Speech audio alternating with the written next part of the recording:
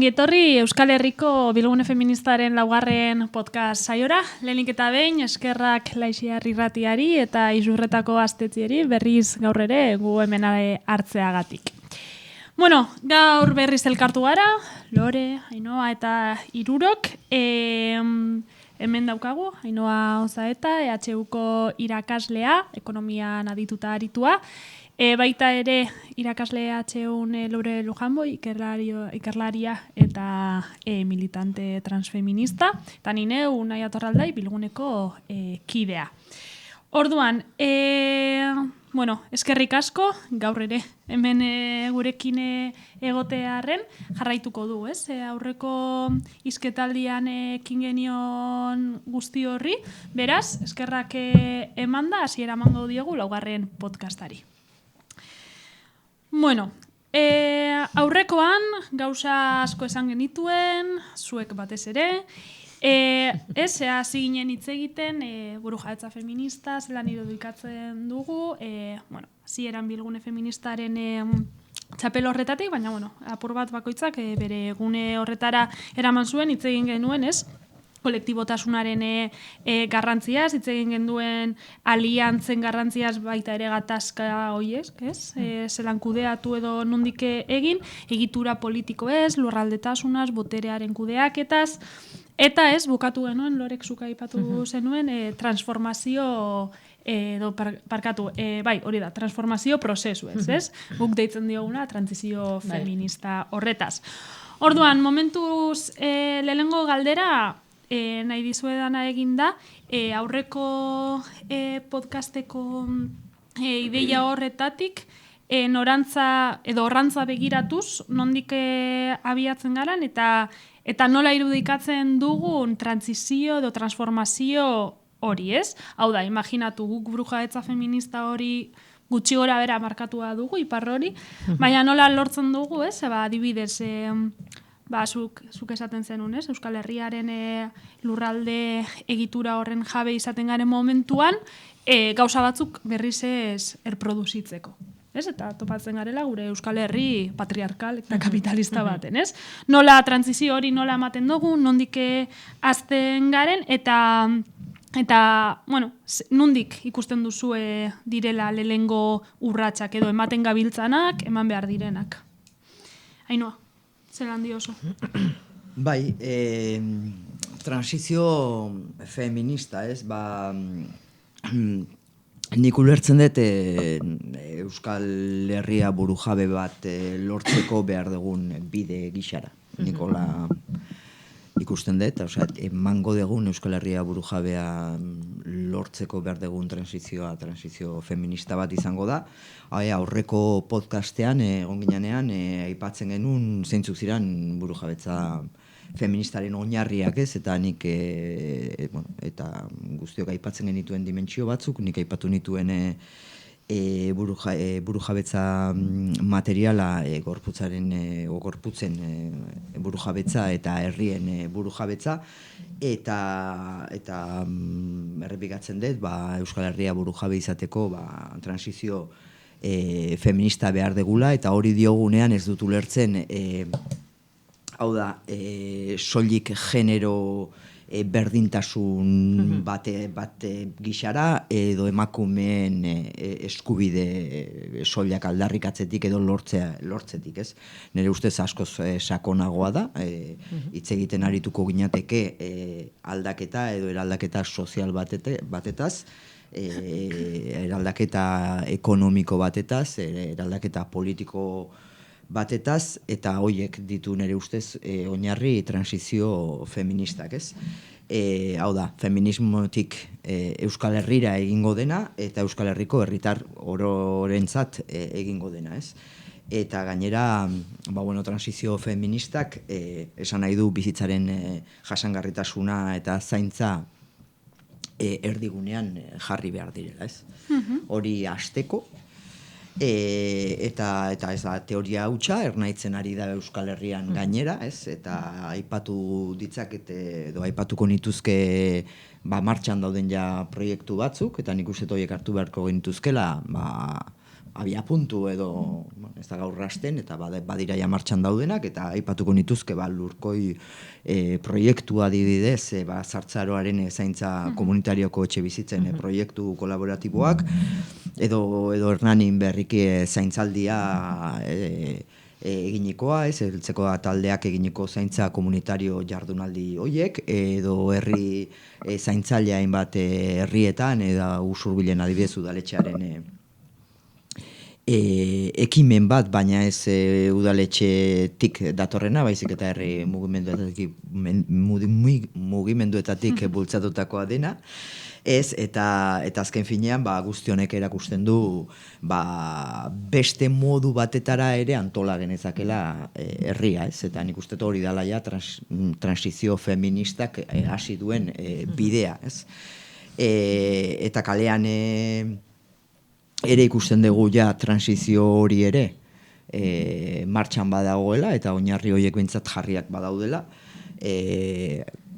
greba feminista, azaroaren 30-ko greba feministak mugarri historiko bat jarri zuen zaintza sistema publiko eta unibertsala aldarrikatuz, ez hori bakarrik, zaintzaren herria, hau da, zaintza ez da negozio bat, eta guztion ardura da aldarrikatuz, eta erantziko nioke zorionez, geroz eta gehiago entzuten dugula ere herrian, eta hori ere bada transizio feministaren nire ustez gakoetako bat, eta da emakume migratuen eta razializatuen ahotsa entzuten dugula, eta hori da nire ustez ere behar deguna, hau da herri honen anistasunaren ahots horiek entzutea, eta iruditzen zaidalako feminismotik ez dugula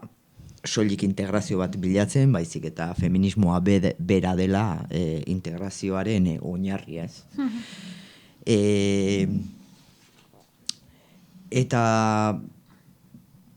transizio feministaren muinan nik ikusten dut ekoizpenaren eta boterearen egitura patriarkalak oso kerrez banago aurreko podcastean ere hitz egiten genuen pixka bat botere horiek desagertzeaz edo desegiteaz, eta ustet guzti horrek ekarriko duela ere sistema bidezkoago, askeago eta bizigarriago bat eraikitzea, eta nik ustet hori beharko lukela transizioak, eta bi espazioetatik edo bi esparrutatik ikusten dut, alde batetik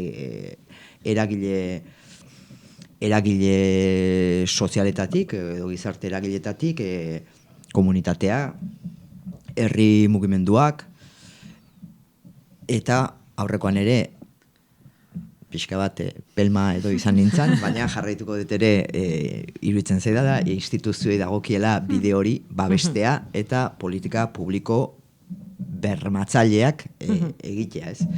Eta esan dezakegu Euskal Herriko transizio feminista ez dela etorkizuneko amets bat, martxan eta ja errealitate bat ere badagoela, eta dagokigula guri sendotzea, eta urratsak ematea, eta martxan jarrita dagoen hori elkarrekin garatzea, ez. Eta nik pixka bat transizio feministaren lehen pauso horiek martxan ikusten ditut, eta uste dut guztion artean martxan jarri dan eta egiten ari dan zerbait badela. Aurrekoan aipatu genituen oinarri horien bidetik, ez. Lore, nondik goaz? Bai, ados nago, ez, hori da, uste kontutan eukita, ez, aurreko podcasten aipatzen genitun transformazio, transizio guzti horiek, ez, gertatu berdianak burujabetza feminista hitz egiteko, eta hori prozesu bezala ulertuta, zalantzari gabe hortan gaudela, ez, abiatzen ari dela, bai alternatiba zehatzak sortzen ari dianak, ez? Ainhoa ere aipatu dituzunak eta bar, eta baita ere borroka dinamikak hori, ez? Garatzen eta abiatzen ari galako kontutan eukita egitura publikoetan, ez? Transformazioak egitea ezinbestekoa dela. Egitura publikoak ezinbestekoak diala, hori, bestela beti logika privatizatzaile baten garatzen direlako, ez? Eta baita ere transformazioak mantendu ahal izateko, ez? Ezinbestekoa direlako egiturak. Baita ere, bueno, uste ez, mugimendu transfeministatik eta Euskal Herriko mugimendu feministatik, ez, azpimarratzen dugu gure helburua dela gizon eta emakumeri gabeko Euskal Herri transfeminista sortzea, ez? Eta hori gainera kontutan eukita eta lotuta pixka esaten zenunarekin ere bai, ez? Herri burujabetzaz ere eta Euskal Herri burujabeaz hitz egin behar degula, ez? Guk ez dugu horregatik, ez dugu hitz egiten nazio queer globaletaz, ez? Oso argi daukagu burujabetza beti kokatua dela eta lurraldetua dela, eta horregatik aurre egiten diogula estatu, ez? Frantses eta espainiarraren zapalkuntzari, eta aurre egiten diogula heteropatriarkatuari eta regimen heterosexualari, ez? Eta hortaz, biak batera, hori da, ez? Azpimarratzen dugun gure proiektu utopikoa. Eta ezinbestekoak dazkagu proiektu eta proposamen utopikoak, zalantzari gabe, eta aldi berean ezinbestekoa dauzkagu ere, hori, ez, praktika zehatzak, eragiteko modu zehatzak, artikulatzea. Eta hori, prozesu horretan uste hori da, ez, ari gerala. Eta hori, ere azpimarratuko nuke, aurrekoan komentatzen nuna, transformazio edo trantsizio feministak beti boteretze prozesuak implikatzen dituela, eta beraz, desboteretze prozesuak ere bai, ez, hori, uste ere, tematu behar gala asko azpimarratzen, desboteretze prozesuak implikatzen ditu, eta gure helburuak klase sozial guztiekin amaitzea denez, horrek implikatzen duena, eta ulertuta klase sozialak, ez, boteren arteko erlazioak dirala, gizonen desboteretzeaz ari gara, burgesiaren desboteretzeaz, eta bar, ez? Eta, hori, uste ere bai, ez, azpimarratu behar degula, burujabetza feminista zari ganean bizitzako espazio guztietaz ari gerala, eta hortaz ari gera familiaz, ari gera gure gorputzaz, desiratzeko moduaz, erlazio sexoafektiboez, eta bar. Eta beraz, bizitzako esparru guztietaz ari ganean, baina, eta lanean, eta barrez, praktikatu ditzakegula disidentzia, ez, eta eragite unekoak, ez, eta zentzurretan egial individualagoak, eta bar, baina beti azpimarratu behar degula helburua antolaketa kolektiboa dela, ez? Bai kolektibotasunaren indarragatik, baita ere kontu zibile behar dugulako bestela ere gainera, ez? Askotan begirada asko jartzen denean, gure, adibidez, kontsumo praktiketan, edo gorputz praktiketan, edo erlazio zentzu horretan, ez kolektiboki horren antolatua duen zenbaitetan, edo ardura individualagoan, ere, neoliberalismoak ere edatzen duen erretorika, ez? Individual horrei aurre egitea, ez? Eta baita ere, eta aurreko podcastan ere, esaten genuen bezala, ulertuta gorputzen produkzioa, gizon eta emakumeen produkzioa, zuri eta arrazalizatuen produkzioa, espazio pribatu bezala izendatzen den leku guztietan gertatzen diren hori guztiak egituratuak daudela. Eta beraz, egituretara, ez, begiratu nahi diogula. Eta egiturak transformatu nahi ditugula, ez? Eta ulertuta ere egitura publikoak edo estatu izendatzen dugun guzti horrek erregulatzen dula merkatua, erregulatzen du familia, erregulatzen du eta arautzen ditu gorputzak, eta askotariko erlazio oso konplexuen bitartez, ez dela aparte dagoen zerbait, ez? Baizik eta, nastua dagoena, eta hortaz, bereziki hori, ez? Azpimarratzea, borroka kolektibo horren eta egitura publikoetan eragiteko garrantzia hori. Eta, uste hortan, ari gerala. Oso, ondo. Orain arte, eta horreko gunean ere, uki zaituzte, eta apur bat, ez, bilguneak planteatzen duenari ekarpenak egiten, eskerrik asko. Baina, orain, nahi dut apur bat, ez, zuen lanari begiratu, edo, zuek landuktako horri, eta Ainhoa zurekin hasiko naiz, ondo iruditzen bazaizu. Zuk Euskal Herriko genero desberdintasunak, lan banaketa sexuala ikartu dituzu, ez? Okerrez banabil.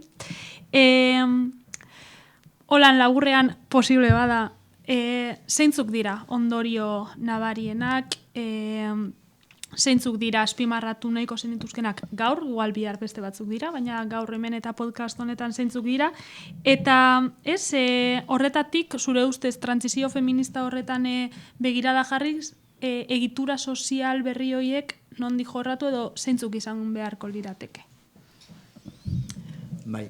Esan dezun bezala, nire ikerketa lana edo, izan zen, genero desberdintasuna Euskal Herrian aztertzea, eta batez ere, lanez ordainduan eta espazio pribatuan, ez? Hau da, etxeguneko espazio pribatuan. Eta batez ere, ikerketa hori sortzen da, alde batetik emakumeen bizi baldintzak eta burujabetza Euskal Herrian edo lotu nahi izan nituelako ikerketa horrekin, eta horretarako galdera simple bat egin nuen ere buruan, ez, eta da Euskal Herriko emakumeok non bizi garen hobeto. Hau da, Hego Euskal Herriko ongizate erregimenaren pean, edo Ipar Euskal Herriko ongizate erregimenaren pean, ez? Kontutan hartuta batek Estatu Espainialako erregimenak zehazten duela eta bestea Frantziakoak, ez? Baina galdera simple horretatik sortzen da atzean edo badago beste sakonagokoa den gai bat, ez? Eta da, hau da, estatuaren politikek eta ongizate sistemek nola eragiten duten gure bizi baldintzetan. Eta batez ere gure bizi baldintzetan eta horrek dakarren gure alduntzean, ez?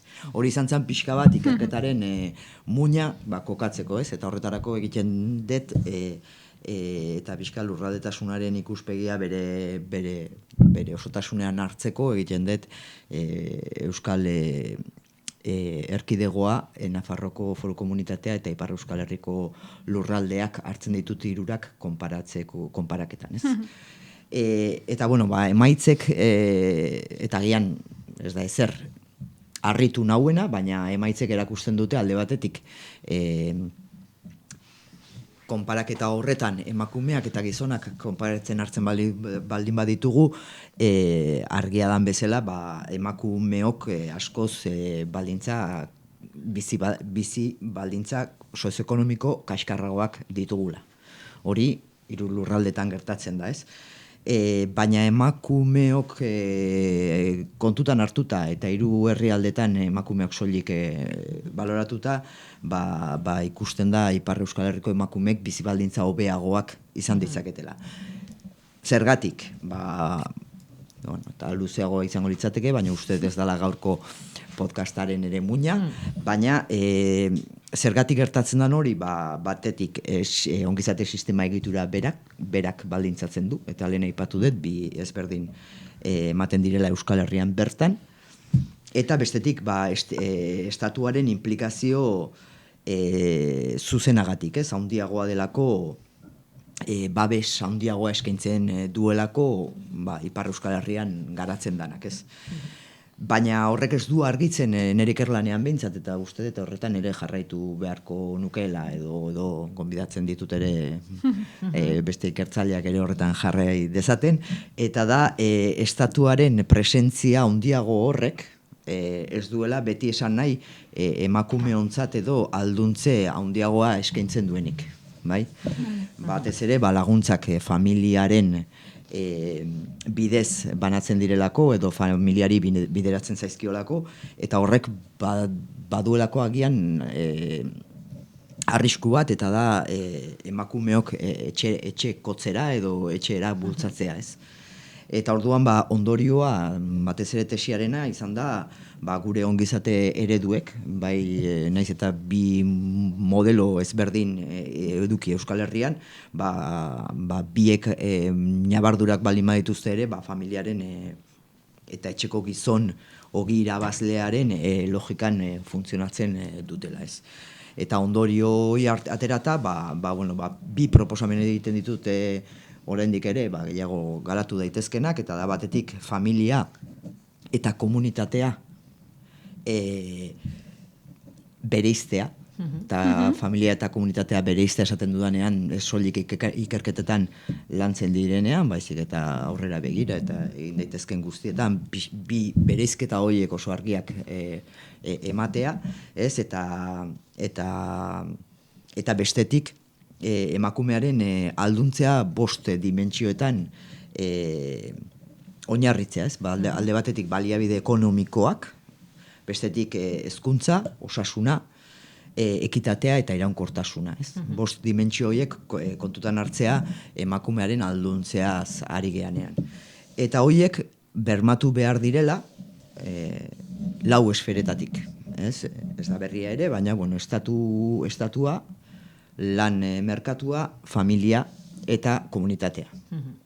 Eta gainera 4 esfera horiek oreka batean jardun behar dutela. Ez?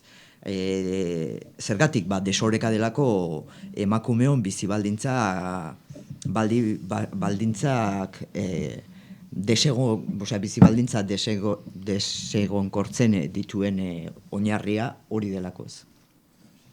Eta bi proposamen horiek egin ondoren, egiten ditut proposamen argiago batzuk edo eta bat izango litzateke landuinak eta soldatak berdinak bermatzea, eta erreforma sakonak burutzea, eta horregatik lehen nire jardun hitzaldian insistitzen dut berriz ere instituzioen paperaz, behar direlako borondateaz gain behar direlako praktika zehatzak. Bigarrena izango litzateke zaintza sistema berria, kontutan hartuta Euskal Herriaren demografiaren zahartzea izugarri bat egon badagola, eta 2030 urterako populazioaren 30%ak aurreikusten dela 60 urtetik gora izango dituela, eta gaur egun hori ez da sumatzen hori aurreikusten denik. Hirugarrena izango litzateke gizarte gastua kostutzat hartu beharrean inbertsiotzat hartzea, eta hor ere instituzioak dute benetako papera. Laugarrena izango litzateke sistema publikoak indartzea, erreforma fiskal bidezkoen bidez, horrekin batera, eta bosgarrena litzateke gizarte babeserako sistema propio bat behar duela Euskal Herriak, ez? Eta hori eraikitzen hasi behar degula, gure lurraldearen berezitasuna kontutan hartuko dituena, baina benetako sistema propio bat behar duela, eta hori garatzen hasi beharko degula gaurtik, ez? Eta bueno, azken finean, horiek dira planteatzen diren proposamenak, ez? Nire ikerketa horretan. Eta bueno, bai aipatzea igual ikerketa horren helburua ez dela ikerketa lan soil bat edo azterketa akademiko batean geratzeko helburuarekin egin, nire aldetik behintzat, gehiago zen emakumeon alduntzea edo alduntzerako ekarpen bat izatea, ez? Eta berdintasuna ez zinduela izan estadistika, kontu estadistiko bat, ez? Nun askotan aipatzen dugun, bizitza erdigunean jarriko duen proiektu bat izan behar duela, berdintasunarenak eta erronka izan behar duela, emakume guztion ahalduntzea izatea, gure komunitatearen ongizate neurri gixara ez. Eta pixkat hori izan da nire ikerketa lerroa orain artean, eta jarretzeko asmoarekin edo eginikoa. Oso, gonbidapen bat lusatzen zaizkie entzulei, ikertu ekonomia feminista. Hori da. Eta, oso interesgarri, azken finean, zaintza sistema guzti horren, mantzuak, bilgunean behintzat eta mugimendu feministan oroar, baditugulako, azken finean, badaukagulia ibilbide labur bat zaintza sistema publiko komunitario horren bidean, eta pur bat zure ideia horrekin lotuta, uste dut interesgarria dela kokatu duzura, familia eta komunitatea bereiztea uste dut hori izan dela, behintzat mugimendu feministak, planteatzen duenean zaintza sistema publiko komunitario hori, ulertzen dugulako publikoa dela, doako izan behar dela, guztiontzako izan behar dela, eta bermatua egon behar delako, egitura instituzial eta egitura politiko batzuengatik, baina zaintza guztiak ezin direla externalizatu, zaintza edo lan batzuk, eta hor sartu gaitezke, zaintza bakoitzari zelan aldi egon deitu, etxeko lanak, zer den zaintza, hori ja bere horretan da, pototxo bat, guztiok dakigun moduan, baina guztia ezin dela externalizatu, komunitario horretan zer geratzen da, edo guztia ezin da izan publikoa, edo bakoitzak ere bere ardurak hartu behar ditu, ardura horiek nola banatzen diren, eta hor sartzen gara, instituzioekin gatazkan, zeren orain arteko instituzio gorenek, Eusko Jaurlaritzatik, diputazioek, batez ere Bizkaikoak, Gipuzkoakoak ere bai esango nuke sartu dira komunitario hitzoiekin oso familiarizatua izan den perspektiba batekin, eta esango nuke diskurtso askotan erosi edo kopiatu edo kortapega bate egin dutela, baina beraiek esaten duten berdintasun politika horiek ez direla politika feminista batzuk, edo ez dutela sinisten bentsat gobernantza feminista baterako bidean, edo guk ulertzen edo ulertu edo esaten dugun moduan, ez? Horregaitik igual bai konpartitzea zuekin, igual greba feminista orokorraren tresna, aurreko urteetan, bagentozen greba feminista bi hoien, age on eta txar guzti horrekin, eukin gendun como katarsi kolektibo guztitik, greba feministak oso arrakastatsuak izan ziren, eta niretzako beti, oine bizta emanez oso argigarria da, zelan lehengo greba feminista horretan EAJSen batu, bigarrenean bai, ikusi zuelako, lehengoan gertatu zena, baina ja da, greba orokor feminista bat planteatzerakoan, horretorri ziren, hau ez da lan greba bat, hau greba politiko bat da, eta horrelako kontra jarritako, zerak, eta guk egiten genuen horrelako defentsa bat, greba orokor feminista deiten gendura sujetuan hitzek, baina azken finean oso argi geratu zena, zaintza geratzen zen duen momentuan, hau da, zen greba sektorial bat, greba orokorra zentzu horretan, eta aurrekoan zaintza greba bat egiterakoan, zaintza greba sektoriala esango genuke, emakumeak geratu ginen, zergaitik zaintza emakumeak egiten dugulako. Eta hor oso argigarria egiten dira, Eta gero greba orokor feminista horrek ekarri zituen, ezin egonak gizonen parte hartzea, eta, hor diskurtsoan gertatutako guzti horiek, Baina hor ikusten da zelako borondate politikoa ez bakarrik, baizik eta zelan ulertzen dan feminismoaren eraldaketarako potentzialidadea ere bai. Hau da, feminismoa ez da bakarrik balore multzo bat, izan daiteke ere, bada, baina bada ere eraldaketarako tresna bat, Eta, horretan uste dut momentu batzuetan egitura politiko eta boteregune kontzentrazio horietatik ez dela ikusten benetako potentzialidade hau, edo ez dela aintzat hartzen, herri antolatua, eta herri hori sortzen dugun sujeto anitzak, Orduan, apur bat zure ideia horretatik, eta proposamen horretatik, zelan imaginatzen dugun zaintza sistema publiko komunitario hori, zelan imaginatzen dugu komunitate hori, nork lideratu behar du prozesu guzti hori, hor daude oso galdera potoloak, erantzun oso potoloak, eta Loreia zuan zentratuz, apur bat bai gustatuko litzaideke, horren inguruan, batez ere sujetuen inguruan eta asamblea transmariboioetatik nola eztabaidatu den hau, nola ikusi den, zelan parte hartu den, ze ekarpen egin direlako askoetan hitz, eta zein gorputzetatik abiatu behar dira eraldaketa hauek, Ja, hitz egin dugu, gizon eta emakumeen abolizioaz, generalen abolizioaz, baina gaur egun horren egoera zerake bizi ditugun honetan, zein da, zure begirada, zentzu horretan? Bai, nik hitz egiten dut, Donostiko asamblada transmarikaboiotik ere bai, feminismo materialistatik, transfeminismotik, eta gure helburua esan dezun bezala, da gizon eta emakumeekin bukatzea, iraultzea, produkzioa, produzitzeari ustea, eta hortaz, regimen heterosexualaren aurka gaude, edo regimen heterosexuala iraultzeko helburua daukagu.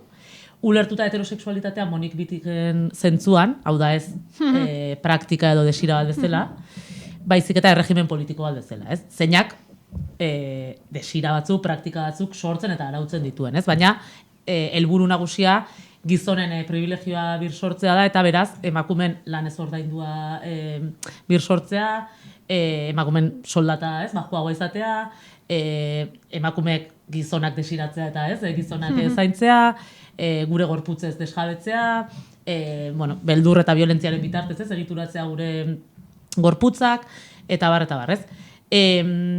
Hortaz, regimen horrek gizon eta emakumeak produzitzen ditu, eta kontutan eduki behar duguna da, gizon eta emakumeak produzitzeko prozesu hori antagonismoan gertatzen dela. Hau da, definizioz, emakumetasuna subalternitatean. Bestea bezala, aspiratu bezala, esplotatu bezala, desjabetu bezala, sortzen dela, eta ekoizten dela.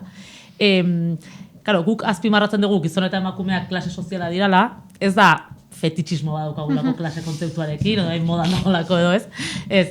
Noski, gainera, pitik eta benak 70. hamarkadan idatzi zuten, baina bereziki erabiltzen dugu klase kontzeptua baliagarria dalako azpimarratzeko gaur egun, ez? Teoria politikoa ditugun kontzeptuen artean, ez?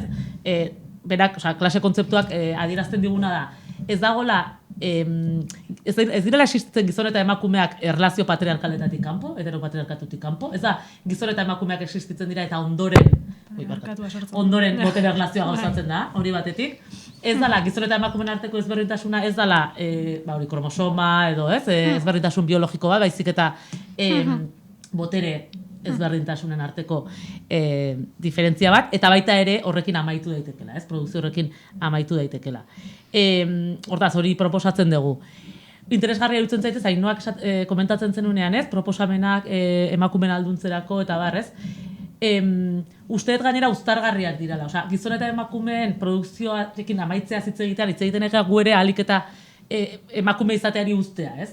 Klase sozial modura, kolektiboki eta egituren bitartez, eta emakume izateari uztea da lan ez ordaindua egiteari uztea, banatzea, soldata bajuagoa ez eukitzea, botere gunetatik kanporatuak ez izatea, gure gorputzak hori ez, inseguritate ez, eta desjabetuak ez izatea, eta bar, ez? Orduan hori prozesu bezala ulertuta, garrantzitsua dana hori helburu bezala edukitzea ulertzeko azalpen esentzialista guztiak, ez, alde batera uztea, eta ez dagoela, ez dala badagoela zerbait berezkoa dala eta beste zerbait produzitua, ez?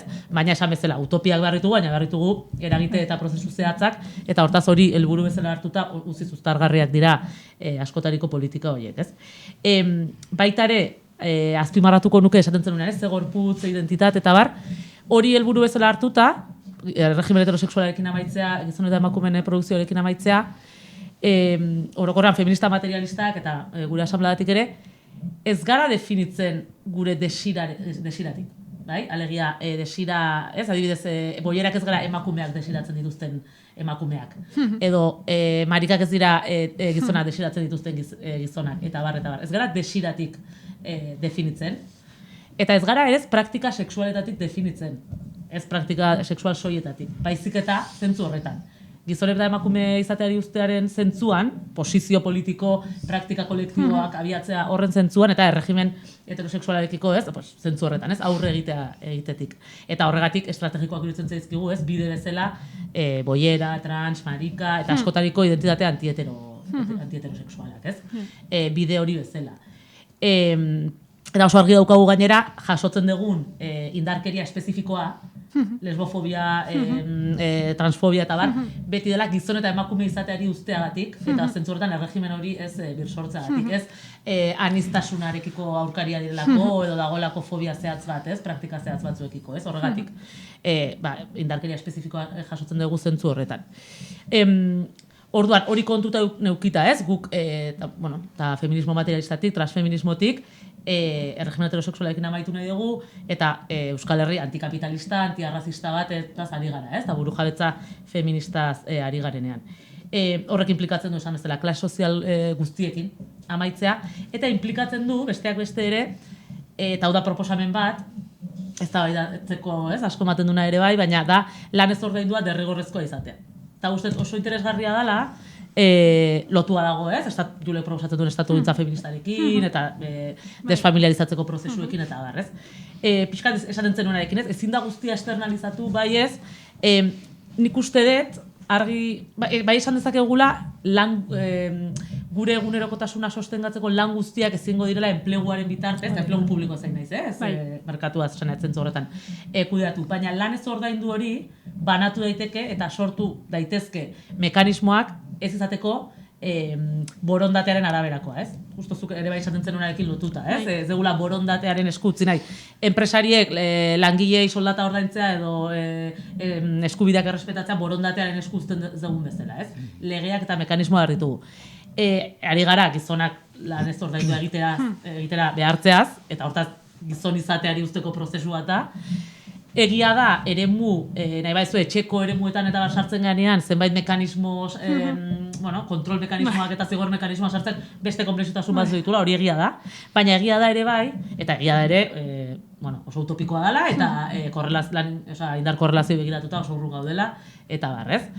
Baina, uste gainera dela proposamen bat, ahalbidetzen diguna, modu diferenteetan antolatu daiteke. Zelan ez ordaindu hori ez da beti etxean antolatu behar, antolatu daiteke espazio publikoetan, nun asko zerrexagoa dan kontrol mekanismo horiek, edo, bueno, errexago halko ditugunez, kudeatu, logika hori sartu daiteke adibidez ikasgai bat eskoletan egonda, nun derrigorrezkoa dan, adibidez, adinduren egoitzetara joatea aur guztiak, ez hautazko bat, noski.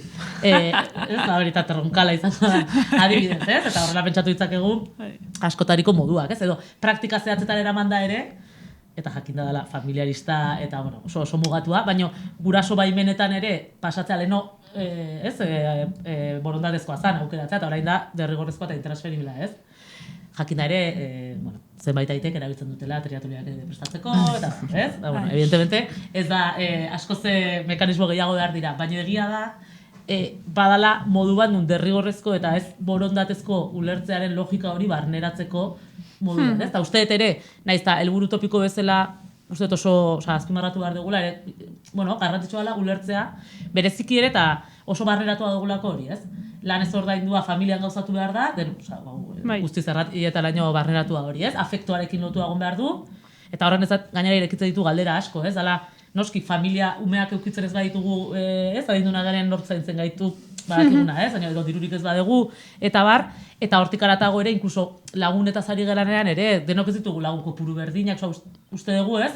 Behar batzuk ziurtatuak egon behar direla gure familia eta baita ere kapital sozial edo lagun kopurutatik aratago, ez? Eta orduan, bueno, hor pentsatu behar direla gauzak, ez? Gero noski, elkarlotu behar direla askotariko politikekin, aipatzen genuen bezala Euskal Herri antiarrazistaz eta dekolonialaz ari bagara, noski atzerritartasun legea irauli behar da, guztiontzako, ez? Etxeak ez ziurtatu behar dira eta bar, eta politika kolonialista eta neokolonialistak irauli behar direla, ez? Europako parte izan da ere bai, proiektu horren parte gerala ere kontutan eukita. Eta, bueno, horrekin lotuta ere bai, azpimarratuko nuke, asanbladatik oso argi daukagu, ez? Borroka transmarikaboioa, edo queer borroka, edo borroka anti-heterosexuala, mugimendu feministan parte borroka dela.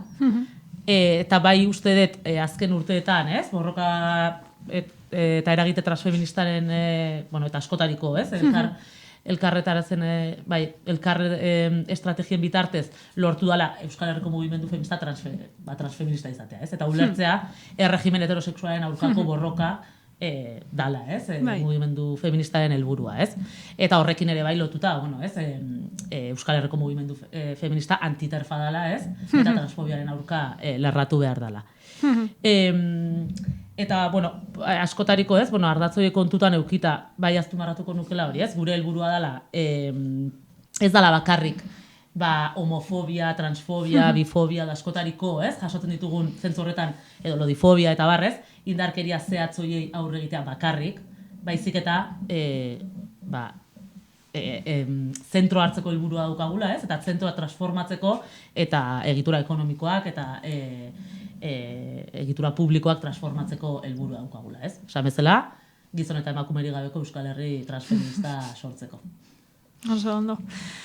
Esango nuke beste podcast saio bat behar dugula, bakarrik hitz egiteko gure konstituzioa zelan esango den, zenbat ordu enplegurako, zenbat zaintzarako, eta isia... Oso ados. Baina tamalez, hemen utzi behar dugu, eskerrik asko gaur ere, hurbiltzearren, baina joan baino lehen eskatuko nizueke, bakoitzak hitz esaldi pare bat hitz azalpenarekin ere nahi baduzuen, ze sentsazio, zerekin edo ideia bat azpimarratzeko baduzue, butatzeko. Takit. Librean. Venga, bai, nik pixka bat hemen hiruron artean esan ditugunak esan da, azpimarratu nahiko nuke, feminismotik egingo dugu, edo ez da egingo. Euskal Herritik egingo da, edo ez da egingo. Hau da, Euskal Herritik egiten dugu, edo ez da egingo. Eta egiteko konpromesua eta behar vitalak ditugu, norbanako gisa, gizarteko kide gixara eta herri gixara. Eta nik uste dut, hiruon arteko ideiak barne bilduz, sensazio positibo eta on horrekin geratzen naizela, eta horrek labur bilduko luke buruan geratu zaidana. Hau utzi gabe. Oso ondo. Bai, gauza asko, esan ditugu, eta asko dira azpimarratzekoak. Esaldi batean botatzeagatik esango nuke, zaintzalanak emakumeok egiten ditugulako dirala ez ordainduak, eta lan ez ordaindua egiteagatik, gure gorputzen jabe izateagatik direla emakumeak, ez? Lotuta, lehen aipatutako guztiarekin, hortaz, burujabetza feminista nahi badegu, gure gorputzen, buru jabetza nahi badugu eta gure herriaren gobernuan parte hartu nahi badugu, eta hortaz zentzu horretan gaitasun politiko guztiak eduki nahi baditugu, ezinbestekoa daukagula emakume izateari ustea, lan ez ordaindua banatzea eta gizon eta emakumeen produkzioarekin amaitzea. Oso ondo. Ni ere oso eskertua biokin, pia bat ideiarekin, eta nik esaldi bat baino, esango nuke noala dei bat egiteko gogoarekin, mesedez, feministak entzun behar gaituzue, osea, quien se dé por aludido, eta gauza asko ditugu esateko eta egiteko, eta badakigu, beraz, ez martxoaren 8an bakarrik, baizik eta gehiagotan bilera gehiago. Gutxi ditugu eta... Bueno, hau esan da, eskerrik asko berriz, bioi, eta eskerrik asko entzule eta ikusle guztioi, onarte gaurko ekarri duguna, ez da gutxi, espero gustatu izana, eta hurrengo batean gaude. Gogoratu, bilgune feminista militanteok egiten dugula, baina ez bakarrik, sostengua eta bidelagunak ere behar ditugu, eta beraz egin zaitezte mesedez bidelagun feminista. Hurrengo arte, besarkada bat. Eskerrik asko bilgune.